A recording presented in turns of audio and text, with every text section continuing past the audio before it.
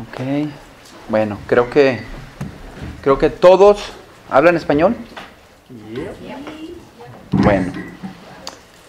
Entonces, me gustaría compartir con ustedes un mensaje que se llama El Reformador, ¿ok?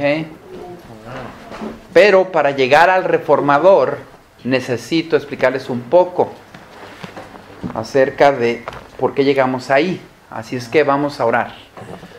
Amante Dios, gracias porque nos permites reunirnos aquí.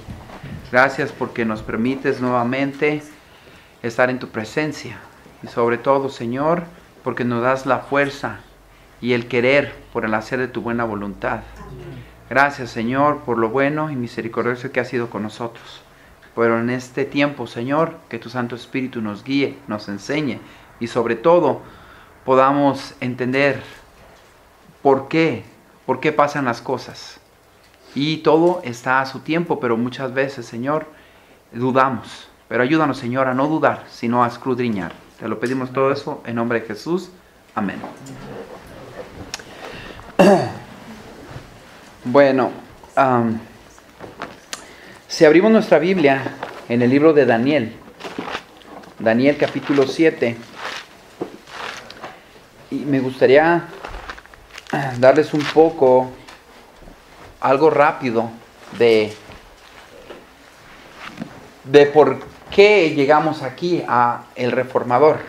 Entonces, para eso necesitamos leer capítulo 7 de Daniel y vamos a ver que Dios le muestra un sueño. ¿Cuál dijimos que era? Daniel 7. Ok, no, pero... El Reformador. Ok. Dios le enseña una visión a Daniel y en esa visión,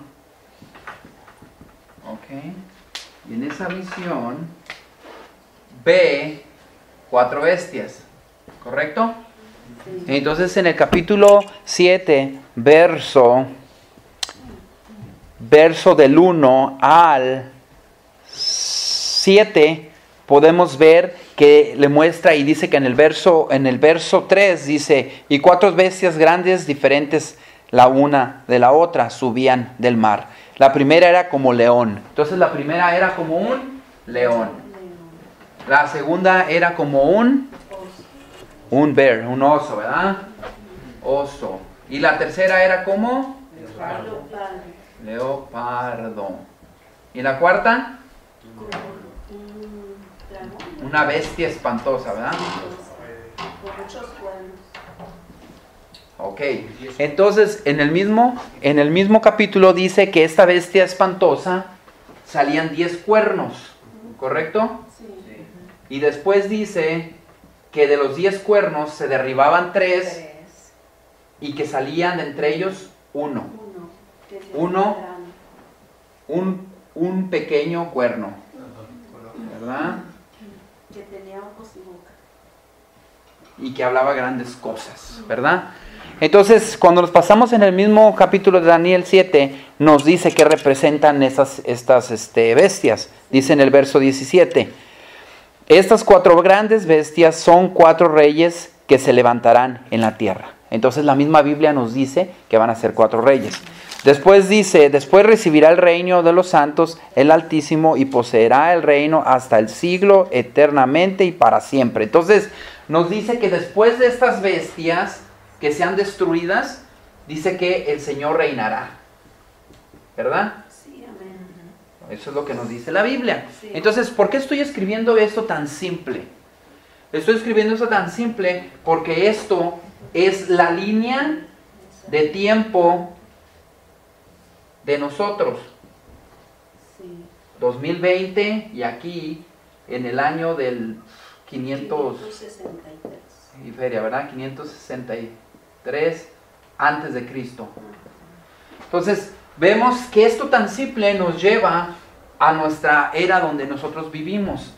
Entonces, dice aquí en el mismo capítulo de Daniel 7 dice en el verso 23, dice, y dijo así, la cuarta bestia será un cuarto reino en la tierra, el cual será diferente de todos los otros reinos, y a toda la tierra devorará, trillará y despedazará. Y dice, y los 10 cuernos significan que de aquel reino se levantarán 10 reyes, y tras ellos se levantará otro, el cual será diferente de los primeros, y a 3 reyes derribará. Entonces esos 3 reyes aquí serán derribados, y van a quedar 7. Y de esos 3 reyes que se derriban, ¿alguien se acuerda cómo se llaman? Uno es Egipto. Visigoths, Ajá. vándalos Oh, de los que se y los derriban. ostrogoths. Yo creí que era- ¿Verdad? Estos 3 Oh, no, este es del- ya no existen, ¿ok? En otras palabras, no podemos decir, oh, sí, antes eran estos, no. Pero de estos 7 sí existen. Por ejemplo, los Franks. ¿Quiénes son los Franks? Francia. Por ejemplo, los germanos, que vienen siendo Alemania, y etcétera, etcétera. Entonces, la Biblia misma nos explica y nos da cuenta, nos hace ver en qué tiempo vivimos y cómo han pasado las cosas en los días que nosotros vivimos. Pero también la Biblia nos dice en el verso 25, dice, y a estos 3 derribará. Dice, y hablará palabras contra el Altísimo, y a los santos del Altísimo quebrantará, y pensará en cambiar los tiempos y la ley, y serán entregados en su mano hasta tiempos y medio tiempo. Entonces, cuando nosotros vemos esto, cuando es derribado, dice que cuando es derribado estos 3 reinos, después reinará 1260 años. Entonces, cuando nosotros vamos a la historia, nomás les estoy dando un resumen rápido, ¿verdad? Pero cuando vamos a la historia vemos que desde el año 470 de nuestra era empezaron a caer de uno por uno de estos, hasta llegar al año 538 de nuestra era, fue cuando el último de estos fue derribado.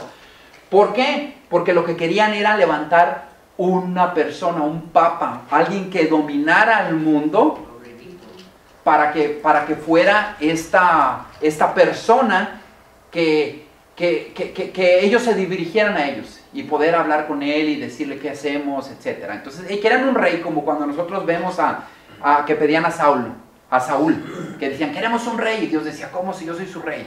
Entonces vemos nosotros que esto pasa, y en el año 538 es establecido el papa. Pero después dice de ahí que de tiempo, medio tiempo, y la mitad de un tiempo, iba a destruir a los hijos del Altísimo. Entonces, del año 538, tiempo y medio tiempo, bíblicamente, el tiempo, bíblicamente no son 365 años, son 360 años. Entonces son 360, que no pinta, entonces serían 360 días, que viene siendo un año. Dice tiempos, vienen siendo 2 tiempos, que vienen siendo 360 días. Entonces serían ¿cuánto? 720, ¿verdad? Y después medio tiempo, la mitad de 360, ¿cuánto es? 180. Entonces serían 0, 10, hay unas, 7, 8, 9. No. Entonces no. Vamos a ver otra vez. Vamos a hacer la cuenta. ¿Ok?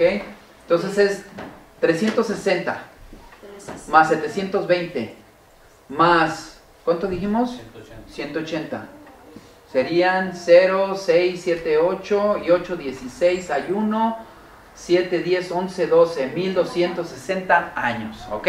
Entonces, vemos nosotros que por esto, desde el año 538, por 1260 años iba a gobernar, y terminamos a 1798. Ahora bien, en este tiempo, dice la Biblia aquí, en el verso 23 dice, y será diferente a todos los reinos, y toda la tierra devorará, y trillará, y despedazará. Y luego Dice aquí, será diferente a los primeros y a los 3 reyes derribará. Y después más para abajo dice, y hablará palabras contra el Altísimo y a los santos del Altísimo quebrantará y pensará en cambiar los tiempos y la ley y será entregados en su mano hasta tiempos y medio tiempo. Entonces vemos nosotros que este tiempo ya pasó. ¿Y qué pasó ahí en ese tiempo? Bueno, en ese tiempo es lo que nosotros le llamamos se llama la Inquisición, pero se llama The Dark Ages, que viene siendo el obscurantismo. Y eso es lo que vamos a ver ahorita, el reformador. Entonces todo esto así que les dice rápidamente, ¿verdad? Pero todo eso se puede verificar por medio de historia, por medio de escritos de historiadores, no necesariamente del Ellen G. White, sino de historiadores. Entonces llegamos a el reformador. ¿Qué es lo que pasó? Pues bueno, en ese tiempo la Iglesia Católica tenía ese poder, porque aquí Dios le dio ese poder. Nosotros vemos cómo Dios le da el poder al rey de Babilonia, a Nabucodonosor. En Jeremías le llama mi siervo. Y luego le dice, todo aquel que no le haga caso a mi siervo va a sufrir hambre, va a sufrir pestilencias, va a morir. Pero si ustedes le obedecen a mi siervo, ustedes no van a sufrir eso. Entonces vemos cómo Dios permite que pasen las cosas así. Igual nosotros vemos cómo la Iglesia Católica, o sea, el sistema católico, agarró esa fuerza y uno puede decir, Dios, pero ¿dónde estás? Es que Dios así lo propuso y así lo hizo. Entonces en ese tiempo, en el tiempo del obscurantismo, todas las personas que, primero la Iglesia, en los años antes del 538, la Iglesia era perseguida. Pero después vemos en el año 538, ahora la Iglesia persigue, porque ahora quiere agarrar a las personas y decirles, esto tiene que ser así. Y si no lo haces así, vas a sufrir las consecuencias. Se inventaron los mejores equipos de tortura que puedas imaginarte. Al fin romanos. Los romanos, acuérdense cómo inventaron cosas para torturar. Una de esas las experimentó Cristo Jesús, al estar colgado en un madero. O sea, tenían una manera de pensar para hacer sufrir a las personas de una manera que ni se imaginan. Entonces, eso es lo que nosotros vemos ahora. Hermana, si me puedes cambiar al otro slide. Dice aquí, la idea del oscurantismo, que es Dark Ages, vino de eruditos posteriores que estaban muy sesgados hacia la antigua Roma. En los años siguientes al 476 después de Cristo, varios pueblos germánicos conquistaron el antiguo imperio romano en Occidente, incluyendo Europa y el norte de África, dejando de lado las antiguas tradiciones romanas en favor de las suyas propias. Entonces, esto lo encontramos en el Webster Dictionary. Fíjense, en el diccionario Webster te dicen eso. Entonces vemos, esta es una información que podemos ver qué es lo que pasó, qué es lo que estaba pasando y por qué se le llama obscurantismo. Dale a la otra, también otra, esa es la que sigue, ¿verdad? Esta, dice, mira, esa. Dice, el obscurantismo es una periodización histórica tradicionalmente referida a la Edad Media, que afirma que un deterioro demográfico, cultural y económico ocurrió en Europa Occidental tras el declive del Imperio Romano. También lo buscamos en el Webster Dictionary. La otra. La Edad Media o la Edad Medieval generalmente se cree que comenzó, fíjese, dice que comenzó a la caída del Imperio Romano en el año 476 y que duró unos 1000 años, hasta alrededor de 1450. El comienzo de la Edad Media se llamaba la Edad Media porque las grandes civilizaciones de Roma y Grecia habían sido conquistadas. Entonces, ¿qué es lo que pasó? Dice, en el año 538 después de Cristo, los 7 países optaron por colocar al Papa como la cabeza de la Iglesia, por lo que el cuerno pequeño comienza a reinar durante 1260 años y terminará en 1798. A todo este tiempo se le conoce como la era del obscurantismo. En este tiempo, mis hermanos, era un tiempo tan tenebroso. ¿Por qué tenebroso? Porque tú no podías tener esa libre expresión de decir, A mí no me gusta lo que está diciendo. Ah, yo no creo muy bien lo que dijo. No podías decir eso. Si se paraban enfrente de ti y si te decían, ¿sabes que esto es así porque el Papa interpretó la Biblia? Tú tienes que creerlo. Porque esa era de la manera como era. Era de la manera que tú no podías tener una Biblia. Por eso se llama también, por eso se llama el obscurantismo, porque no tenías luz, no tenías la palabra de Dios. También es otra manera de explicarlo. Entonces, vemos que ellos se basaban en lo que el Papa decía. Él decía, ¿sabes qué? No, Daniel no está hablando de Roma aquí. Está hablando de un reino que va a venir en el futuro. ¿Y sabes qué? Ese reino parece como que es Rusia, porque son bien malos. Esos son. O sea, y ya con esa interpretación decían, ahí está, lo que dijo el Papa. Claro, en aquel entonces interpretaban de otra manera, por eso les expliqué, me acuerdo, que yo les hablé acerca de el hombre que se apellidaba Rivera, que empezó a sacar el preterismo, y después otro hombre que empezó a sacar el futurismo. Empezaron a interpretar diferente las profecías. Ya no era historicismo, sino que empezaron a emplear otro tipo de formas para desviar la mente, y es por eso que dice que iba a intentar en cambiar los tiempos y la ley. Los tiempos no nomás se refiere al tiempo que, por ejemplo, ahorita, en el mundo de ahorita ya se está acabando el día, ¿verdad? O sea, llega a las 12 de la noche y ya se acabó el día, y empieza a las 12 para adelante y empieza el domingo. Bíblicamente ahorita se está acabando el día porque está oscureciendo la tarde y después comienza el domingo. Entonces es de tarde a tarde. Entonces, bíblicamente se puede referir que cambió los tiempos, porque el papado pues cambió los tiempos, o sea, el sistema papal. Pero también se refiere a los tiempos cuando hablamos proféticamente. Cuando tú hablas proféticamente cambiaron eso. Dijeron, no se refiere al cuerno pequeño, al papa. Se refiere a fulano de tal de Grecia. Y te cambian la cosa de pensar y te avientan al preterismo, o sea, al pasado, o te avientan al futuro. Cuando llegan a Apocalipsis, igual, las 7 iglesias. Las 7 iglesias son iglesias que existían, eso ya existió, ya estuvo. Ya, eso quedó en el pasado. Y luego llegan, ¿y qué hacemos nosotros? Nosotros vemos espiritualmente cómo son cada iglesia, qué es lo que tiene, cuándo empezó la iglesia de Pérgamo, cuándo empezó la iglesia de esto, el de Teatira, etcétera, y llegamos a la Odisea y decimos espiritualmente estamos viviendo ahorita. Ellos dicen, no, eso ya pasó, eso no tiene que ver, etcétera, etcétera. Entonces, vemos nosotros que en el tiempo del obscurantismo sucedieron muchas cosas. Y desafortunadamente ahorita en estos días nos estamos regresando a lo mismo. Sin darnos cuenta, mis hermanos. Estamos quitando del punto al sistema católico. Hablen con personas, teólogos de ahora, y les van a decir, la iglesia católica no está en Apocalipsis.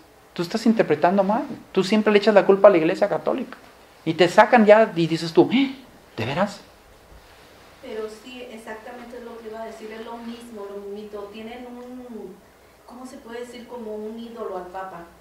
Es algo que se le debe de obedecer, que se le tiene como imagen y lo ven como un Dios. Ya, desafortunadamente. Muchos católicos, muchos. Es triste. Entonces, ¿qué pasó en ese tiempo? Bueno, en ese tiempo las personas no decían ni pío. ¿Ok? Y va a llegar el momento, mis hermanos, donde va a pasar lo mismo. No vamos a poder tener libre expresión. Yo también una vez les enseñé acerca de que viene la martial law. ¿Cuál es la ley marcial? Es cuando ya dejan a un lado la constitución y dicen, no, ¿sabes qué? Esto ya no tiene nada que ver porque intentaron agreder contra el país, así es que entró la ley marcial. Y ahora tienes que obedecer y si no te agarran y te meten a la cárcel. Y yo sé, me estoy viendo un poquito dramático, pero desafortunadamente eso va a ocurrir. Sí, y ahorita como vemos la economía, mis hermanos, a este país, yo lo quiero mucho, pero Dios le está retirando las bendiciones. Se las está retirando. Entonces ahora ya, como no estamos acostumbrados a sufrir en este país, andamos buscando quién nos ayude. ¿Y quién es el ahorita? Si ustedes se ponen, investiguen lo que les digo. Infórmense quién es el que tiene más bancos en el mundo. ¿Quién es el que tiene el más bancos en el mundo? Es el Vaticano. ¿Y qué va a pasar? Ahí préstanos dinero. ¿Y qué es lo que dicen en Proverbios? Si tú aceptas regalos o aceptas esto, es más difícil para ti juzgar a una persona. Entonces, pero vamos a seguir. Dice, durante el oscurantismo, dice, la gente es dirigida por las doctrinas del Papa. ¿Sabes que lo que el Papa dice es, no, pero que, no, señor, lo que el Papa dijo? Por ejemplo, en aquel entonces existía un grupo de personas que hasta la fecha los conocemos, los anabaptistas. Esas personas guardaban el sábado. Y también habían otros que, recuérdenme cómo se llamaban. Y ellos estaban en las montañas escondidos porque no querían que los mataran, porque pensaban diferente a lo que el Papa decía. Entonces, los valdenses. Entonces se ocultaban. ¿Por qué? Porque no estaban de acuerdo. Y si los agarraban, los iban a matar. Entonces, por ejemplo, los reformadores como John Huss fue muerto. ¿Por qué? Porque él estaba contrario a lo que estaban ellos diciendo. Dice, la iglesia romana había hecho mercancía de la gracia de Dios. Las tablas de los cambiantes de dinero, Mateo 21:12, se establecieron junto a sus altares y al resono con los gritos de compradores y vendedores. En la enseñanza de la iglesia católica, una indulgencia, en latín indulgencia de dulce o persist, es una manera de reducir la cantidad de castigo que uno tiene que sufrir por los pecados. O sea que, aún así, ellos estaban diciendo, hey, ¿sabes qué? Eres un pecador, necesitas pagar indulgencias. Si no, de otra manera te vas al purgatorio y a ver quién te saca de ahí. Y la gente pagaba. Y hasta la fecha, yo recuerdo en México, personas que hacían, por ejemplo, vendían drogas o hacían cosas que no estaban bien, iban con el papa, o no, con el sacerdote y le pedían, ¿sabes qué? Perdóname, y luego le decía, ok, pues dame dinero y te perdono. Y ya, daba dinero. Compraban sus pecados, ¿verdad? Para atrás. Entonces se sentían salvos. Y hasta la fecha se usa eso, son indulgencias. Vamos a la otra, hermana. Dice, en el tiempo del oscurantismo, este hombre, dice, a ver si lo tengo en español, ¿en la otra, hermana? Ok, el funcionario designado para llevar a cabo la venta de indulgencias en Alemania era Tetzel, por su nombre, ¿verdad?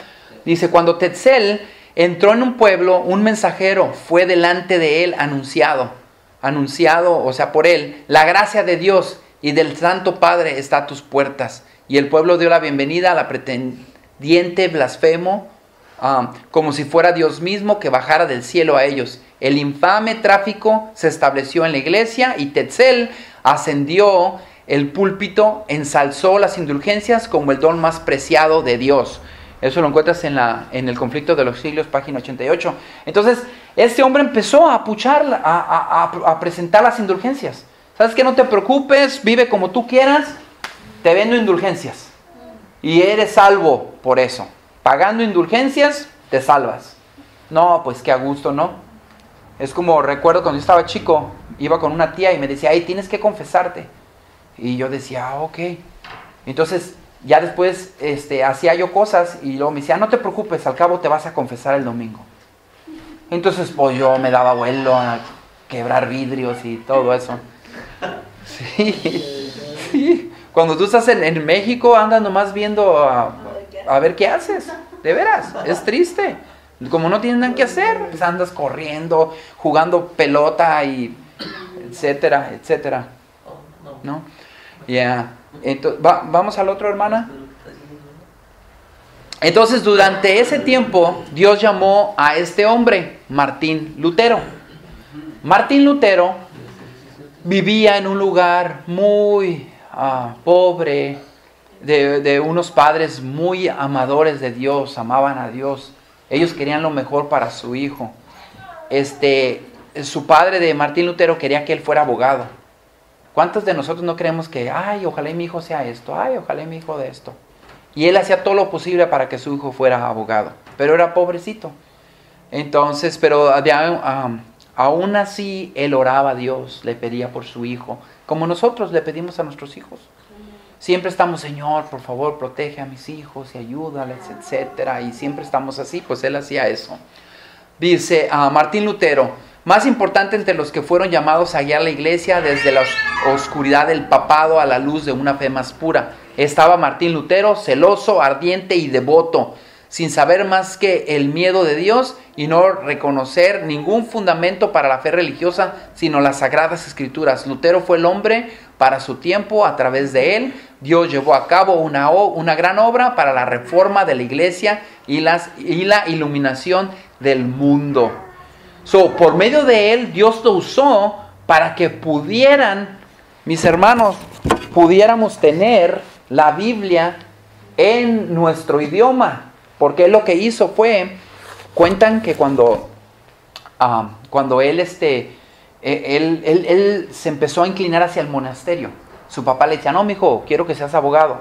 Él no, él se fue más al monasterio, empezó a ser más devoto de Dios, él creía todo lo que le decían, él decía, sí, yo quiero ser lo que Dios dice y hacer lo que él dice. Pues bueno, cuando él estaba haciendo eso, dice que cuando se inscribió al monasterio, que su papá se enojó bastante, porque dijo, ¿cómo es posible? Si yo estoy orando para que sea abogado. Se enojó por 2 años, no le habló, por 2 años, porque hizo lo que él quiso según eso. Entonces, era tanto así, para que nomás vean qué tanto era su devoción por Dios, que él no le importó lo que su padre hubiera pensado. Pero después se reconciliaron. Hermana, el otro. Dice, el otro, ¿por qué ese está en inglés? Ok, Lutero salió de las filas de la pobreza. Sus primeros años los pasó en la humilde casa de un campesino alemán. Por trabajo diario trabajó como minero. Su padre ganó los medios para su educación. Quería que fuese un abogado, pero Dios tenía como objetivo convertirlo en un constructor en el gran templo que se levantaba tan lentamente a través de los siglos. Las dificultades, la privación y la severa disciplina fueron la escuela en la que la sabiduría infinita preparó a Lutero para la importante misión de su vida. Era tan devoto, mis hermanos, que él sufría hambre, porque él decía, no, pues si no hay en el monasterio comida, pues a puro orar y ayunar y estaba ahí orando, que fue tan así que cuando la primera vez que fue al Vaticano, se llevó una decepción. Porque dice que cuando iba entrando, que todas las personas que eran en el monasterio, las personas que eran monjes, tenían su habitación cada uno, amueblada, tenían de todo para comer. Y más aparte, lo que más le decepcionó fue que en el templo, que él lo consideraba como lo más sagrado, andaban murmurando, andaban contando chistes, andaban llevando de aquí, llevando para allá. Y él decía, ¿cómo? Había pleitos. Y él dice, no puede ser, se llevó una decepción. Dijo, no puede ser, yo que estoy dejando todo y mira lo que encuentro. Se decepcionó y dijo, Señor, ¿por qué pasa esto? Pero Dios lo estaba preparando para que abriera los ojos para lo que venía. Hermana, el otro, a ver si este es en español, dice, los padres de Lutero dieron gran cuidado a la educación y la capacitación de sus hijos. Se esforzaron por instruirlos con el conocimiento de Dios y las prácticas de las virtudes cristianas.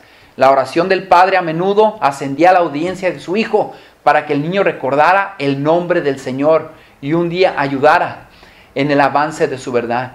Todas las ventajas de la cultura moral o intelectual que su vida de trabajo les permitía disfrutar fueron mejoradas con entusiasmo por estos padres. Sus esfuerzos fueron serios y perseverantes para preparar a sus hijos para una vida de piedad y utilidad.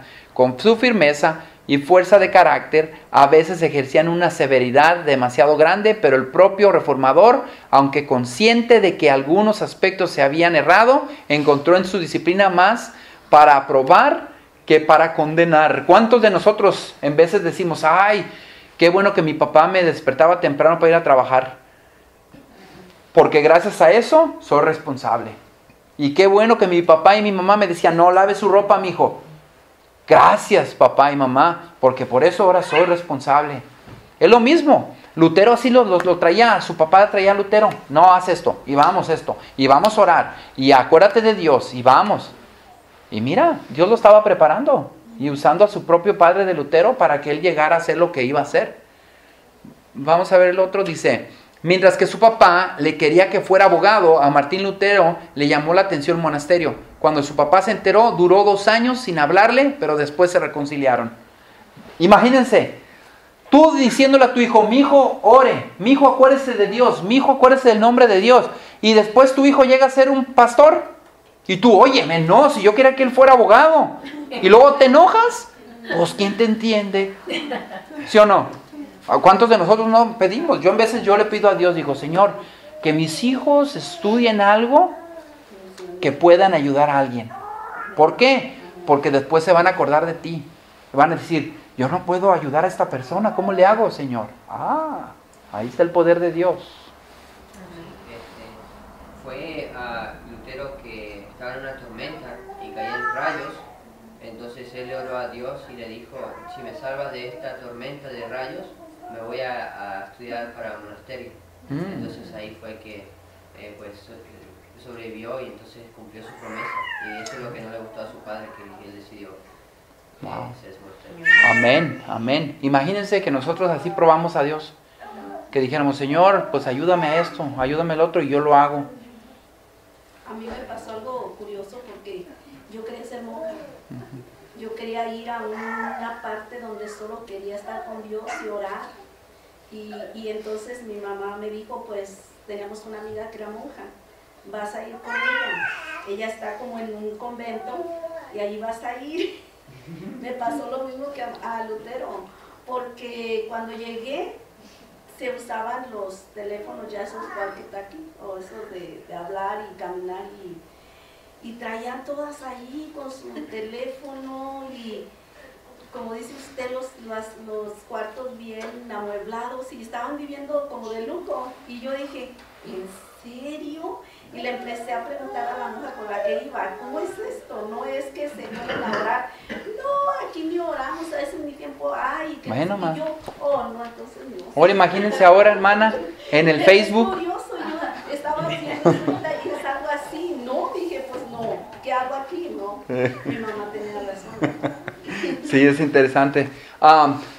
Ok, y luego cuando ella estaba en la universidad, miren lo que pasó. Dice, mientras un día examinaba los libros en la biblioteca de la universidad, Lutero descubrió una Biblia latina, un libro que nunca antes había visto. Era ignorante incluso de su existencia. Había oído porciones de los evangelios y epístolas que se leían a la gente en la adoración pública y suponía que estas eran toda la Biblia, pero ahora por primera vez miró toda la palabra de Dios. Mis hermanos, yo todavía estuve en México y yo creo que en sus países, aquellos que son de Latinoamérica, donde en las misas hablaban en latín y tú te quedabas, y luego hablaban, ¿qué sabe qué? Con esa cosa. Y tú no entendías y tú decías, bueno, ¿qué es esto? Hermano, tengo una tía que puede decir el Padre Nuestro en latín. ¿Vio? Se lo enseñaron de chiquita. ¿Ya vio? Los padres. Entonces imagínense Lutero aquí, él decía, yo he leído porciones, pero en realidad no sé si es realmente la Biblia. Y él aprendió, pues en la universidad aprendió latín, y él se dio cuenta de muchas cosas, y fue, mis hermanos, que es lo que dice en San Juan capítulo 8, verso 38, dice, y la verdad os hará libres. La verdad te hará libre. Y eso es lo que pasó con Lutero, empezó a ver, todo eso se fue acumulando, y vean lo que dice, dice, con asombro, mezclando y maravilla, se volvió las páginas sagradas, con pulso aceleró y su corazón palpitante leyó por sí mismo las palabras de la vida, haciendo una pausa de vez en cuando para exclamar, oh sí, Dios me diera un libro así para el mío, o sea, para mi libro. Los ángeles del cielo estaban a su lado y los rayos de luz del trono de Dios revelaron los tesoros de la verdad a su entender. Había temido alguna vez de ofender a Dios, pero ahora la profunda convicción de su condición como pecador se apoderó de él como nunca antes. Se dio cuenta y dijo, ¿saben qué? ¿De qué me sirve el golpes de pecho si soy un pecador? ¿De qué me sirve estar yo horas y horas hincado, sin comer? En aquel entonces también estaban los hombres que también También se derivan del sistema católico donde se pegan, se golpean, se sacan sangre. Los del Pomposio, no me acuerdo cómo se llaman. Se pegaban. Entonces, ¿de qué me sirve? Él empezó a ver, vamos a ver, dice, llegó a esta lectura. Vean lo que dice en Romanos 3, 20 al 26. Dice, ya que por las obras de la ley ningún ser humano será justificado delante de él, porque por medio de la ley es el conocimiento del pecado. Pero ahora, aparte de la ley, se ha manifestado la justicia de Dios, testificada por la ley y por los profetas. La justicia de Dios por medio de la fe en Jesucristo, para todos los que creen en Él, porque no hay diferencia. Entonces él empezó a ver y a decirse, ¿de qué me sirven las indulgencias?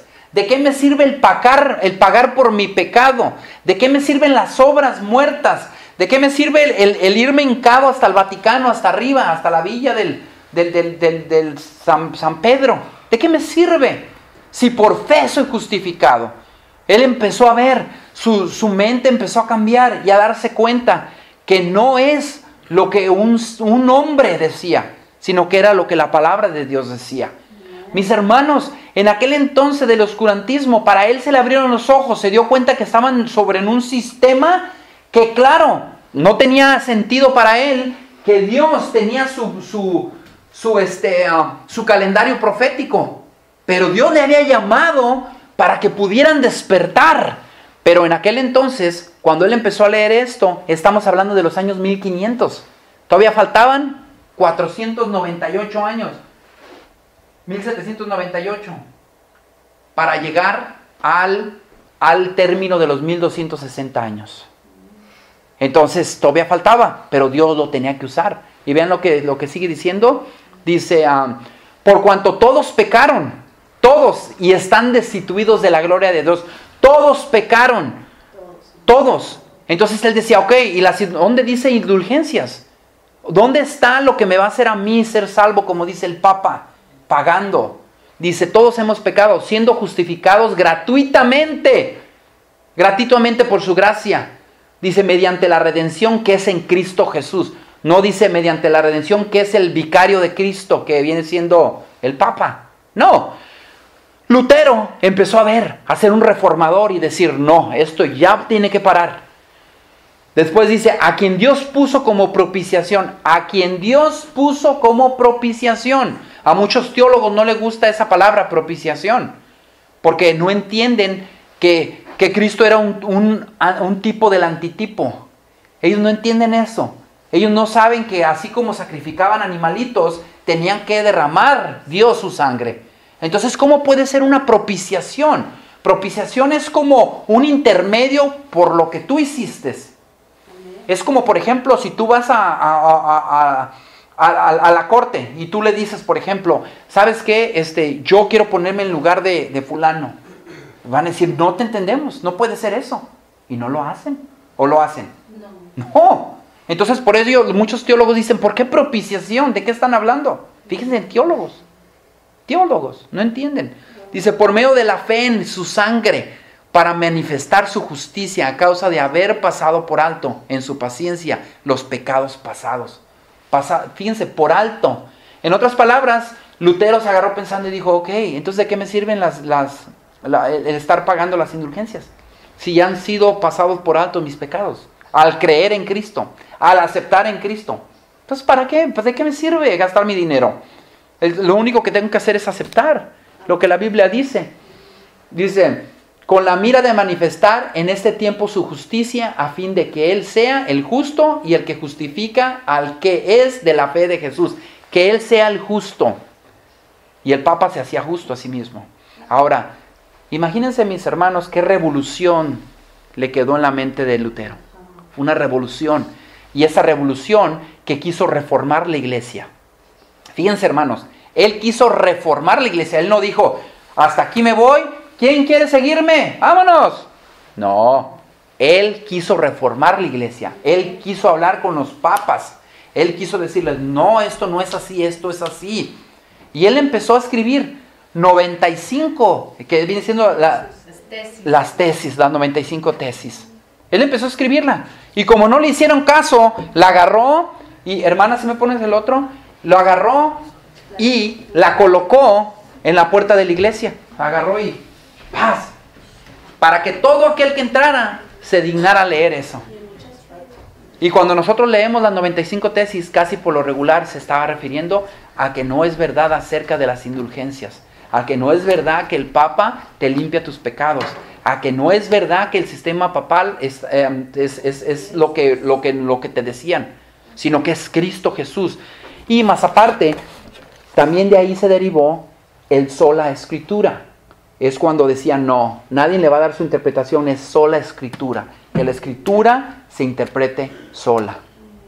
Un poquito aquí, otro poquito acá, hasta que tus enemigos caigan de espaldas. Entonces, mis hermanos, Lutero fue levantado por Dios. Ahora, desafortunadamente, si viviera ahora, pues estuviera muy, muy triste, porque en el año 1998 fue cuando firmaron los luterianos y los católicos de que ya no hay más reforma. Entonces, si ya no hay más reforma, ya no hay reformadores. Y si ya no hay reformadores, ya la iglesia es una. Iguales. Entonces, desafortunadamente es triste. Pero esto nos hace pensar, recapacitar, mis hermanos, en los días que estamos viviendo. Ya viene Cristo Jesús, el cual reinará por los siglos de los siglos. Y tenemos que tener eso en mente. Ya viene, ya está pronto. Pronto está, a las puertas ya está, dice el cántico. Tenemos que nosotros pensar en eso. Y recuerden, mis hermanos, yo no tengo nada en contra de los feligreses católicos. La Biblia nos habla acerca del sistema católico, que es diferente. Ese sistema que impone y que te dice, esto es así y esto va a ser así. Y tú vas a hacer lo que yo te diga. Oh, mis hermanos, hasta en los calendarios de Estados Unidos ya están queriendo poner la Pascua. Al ratito van a poner el día de ceniza. Al ratito van a meter todo ese tipo de cosas, mis hermanos. Y que cada viernes no debes de comer pescado, que no debes de comer carne, sino pescado. Y ahí nos van a ir lavando el coco. Cuando menos esperamos, ¡pum! Ya adoptamos otra vez eso. Mis hermanos, que Dios nos ayude. Creo que ese es el último slide, ¿verdad? Entonces esto fue publicado el 31 de octubre de 1517. Y después de ahí hubo muchas rupturas. En la Tices, la Tices. La 95. Nomás le ponen en el internet, le ponen las 95 tesis de Lutero y sí salen. Que en vez de celebrar Halloween, celebremos ese evento. Exacto. Fue el día. Yo creo que por eso inventaron el Halloween para olvidarse de eso. Atención a eso. Ajá. Sí. Fíjense qué interesante. Ya para terminar. Ahorita que mencionaron eso, mis hermanos, ya para terminar, ¿ok? Cuando empieza el año, porque en Daniel capítulo 12 habla acerca de cuando empieza el tiempo del fin. Cuando nosotros estudiamos la profecía, nos damos cuenta que el tiempo del fin comienza en 1798, ¿ok? Cuando nosotros vemos que cuando Berthier fue agarrado en febrero, si no me equivoco, fue el febrero 12, fue cuando fue capturado. Berthier capturó al Papa por mandato de Napoleón. Entonces, cuando nosotros vemos eso, nos damos cuenta, mis hermanos, que lo que hicieron fue acordarse del tiempo cuando viene el tiempo de Lupercus, el Lupercus Day, que viene siendo el 14 de febrero, que ya cuando se hace el sincronismo del paganismo con el cristianismo, se convierte, en vez de Lupercus Day, se convierte en San Valentín, porque el San Valentín era un misionero católico, como hizo cosas buenas, ayudó aquí, ayudó allá, como San Nicolás, que viene siendo Santo Claus. Entonces ya le pusieron ese nombre, en vez de Lupercus Day, le pusieron Día de San Valentín. Y Lupercus, ¿quién era Lupercus? Lupercus era una figura que era del tiempo de Nimra, que viene siendo Nimra, y después cuando se murió, y después su esposa tuvo un hijo, no sé si les he platicado de eso, que dijo que un rayito del sol había caído en su vientre, lo que no sabían es que ella hacía orgías, etcétera, etcétera. Entonces, ¿qué pasó? Que ese niñito también fue cazador, que viene siendo Tamuz. Entonces, Nimra era un cazador con arco, y Tamuz era un cazador con arco. Entonces Lupercus es Nimra. Entonces vemos nosotros el símbolo del Cupido. Entonces lo metieron el día de Lupercus con el día de San Valentín, entonces ya dicen que es Cupido, pero ese no es la cosa, como dice usted, meten todo eso para olvidarse que el tiempo del fin comenzó en febrero 12 de 1798. Pero bueno, ese nomás fue un dato porque ahorita ustedes mencionaron eso. Bueno, vamos a acabar, que Dios nos ayude, vamos a orar. Amante Dios, gracias Señor porque nos permites vivir otro día más. Guíanos Señor, fortalécenos y gracias por enseñarnos y por tu palabra. Pero ayúdanos Señor a serte fieles, a que tu Santo Espíritu more en nosotros y a seguir adelante. Te lo pedimos todo eso en nombre de Jesús. Amén.